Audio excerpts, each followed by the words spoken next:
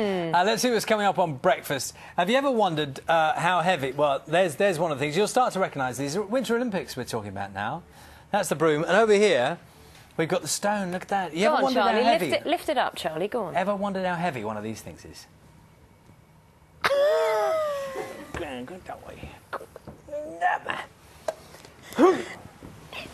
That's how heavy it is. You did it. Well, you've gone bright red in the face. It's the sport that's been gripping the nation at the Winter Olympics. We're a bit baffled about what actually happens on the ice all the time. Stick with us. We're going to explain it in a few minutes. Try and lift it. Right now, it's time to get the news, travel, and weather. Easy. Where you are. Just showing off. Well, the success of Team GB's curlers in Sochi has once again seen the sport reach cult status among armchair fans back home, even many of us who don't fully understand it. But it's been described as bowls on ice, while others compare it to chess because of its complicated tactics. Well, curling has also captured the imagination of experts in other fields altogether. Here's Sir David Attenborough's attempt at commentating on the sport. For the first time ever, filmed over the course of 3 afternoons in deepest Russia, using the world's most state-of-the-art cameras, this is curling. Here we have a pack of sliding curlers. Watch as the alpha female displays her dominance over the herd by tapping the end of the frisking broom to check for rogue insects. This is a precise exercise. And off she goes, gently but flamboyantly launching the oversized walnut down the frozen river. The alpha female's job is now complete. It's down to the herd to frantically follow the walnut down the river, gently frisking the foreground. Past the red line the walnut goes. This is nature at its most vulnerable. You'll notice a group of other walnuts already near the flat round nest. These are from other sliding curlers who had thrust their nuts down earlier. This is to mark their territory.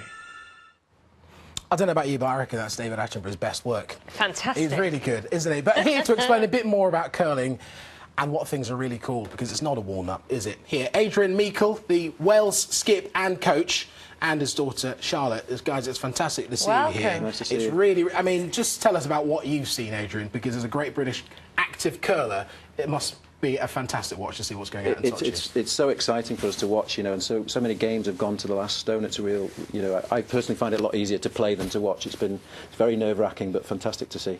And what about you, Charlotte? Because Great Britain's gold medal in Salt Lake City, you would have only been, what, 1 year old? So probably not something you can remember, but even your head, the Great Britain skip, did say, didn't she, that that victory inspired her to get to gold. So what have you seen and what's inspired you to do? Because it's been fantastic, hasn't it? Well, I'd love to start competing like Eve. Obviously, I don't think I'd be able to get to the Winter Olympics because, well, that's like massive. You got to dream big. You've got to dream big, right? You dream big and you'll get there, because she at one point was just like you, thinking I want to get there, and so you tried it out and.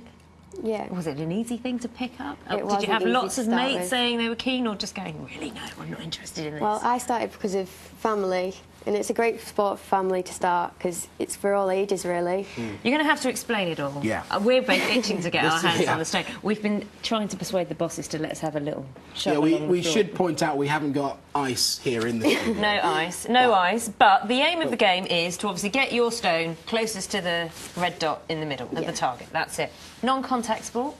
Yeah. Mostly. Mostly. Charlie was asking about sledging earlier. Does that happen? Because you see them, you know, armed with the brooms, ready to push someone else's stone out the way.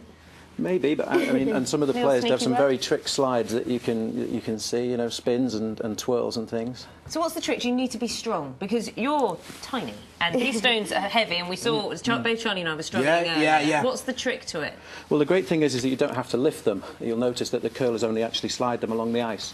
So the weight is actually an advantage to help the stone slide along, and the momentum of the stone comes really from the legs pushing off. But what it seems like is that when they are pushing off, there's got to be a huge amount of core strength in the middle. I mean, we should probably give this a go right now. But Naga's core strength is a heck of a lot better than mine. I do Pilates. There you go. She's got Pilates, she's got yoga. So the other thing I noticed as well is when they push it off, right? So they go and they push it off. They're looking straight down that line, aren't they? They are. But when it goes, They give it a little twist. That's it. What's that about?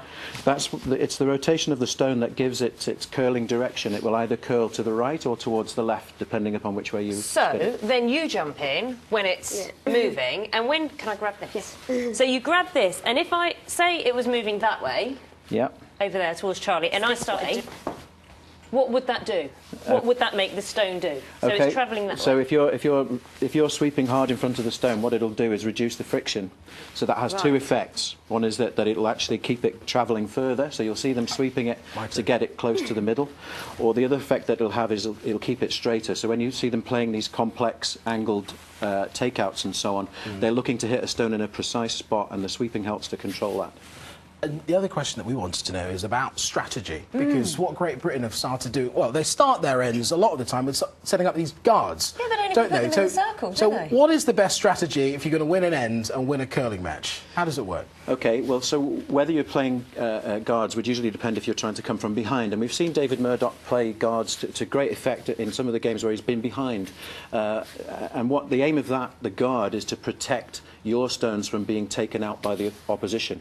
So what you would do is you play a guard which is short of the rings, and then try and curl one in behind it such that the opposition can't take it out of play. So it's all about protection. Is there ever the temptation, and I'm going to ask you this because you've got to think like this, so you see them all in the middle there, right? And they're standing and they're discussing which way, where it should hit. Don't you just think, just shove it down there, knock them all out the way? Start again. Would that ever work?